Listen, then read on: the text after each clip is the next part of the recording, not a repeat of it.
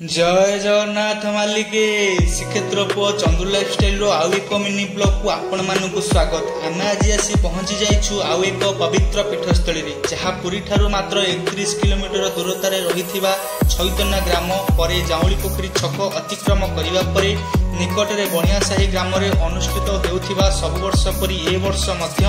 श्री श्री बाबा बांकेश्वर महादेवंकर 15तम वार्षिक महा क्षीरसागर मेला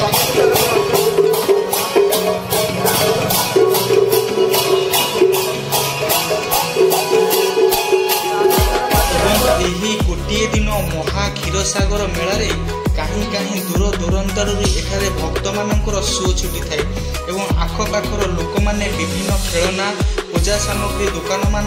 योगदान कराई। मंदिर प्रमुख द्वार अछंती नंदी महाराजंकर प्रतिमूर्ति जहां को आगरे दीपटीए जाड़ीदेले बाबा बांकेश्वर मनस्कामना पूर्ण करती बोली मनरे अच्छी अहेतुक आशा और विश्वास एवं मंदिर प्रवेश क्षणी क्षीर चंदन बास्नार मनरे आसे अहेतुक आनंद। ओम नागेन्द्रहाराय त्रिलोचनाय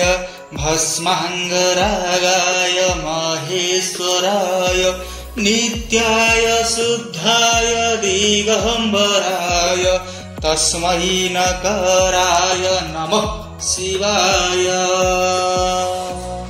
एवं मंदिर बेढ़े पूजा पाती गजानन विघ्नेश प्रभु कार्तिकेय एवं माँ पार्वती एवं मंदिर साधारण कारुकार्य आपण मानकु खूब आनंद। मंदिर रे सकाळु सकाळु एक वर्णी खिचुड़ी भोग महाप्रभु पाखरे करा जाय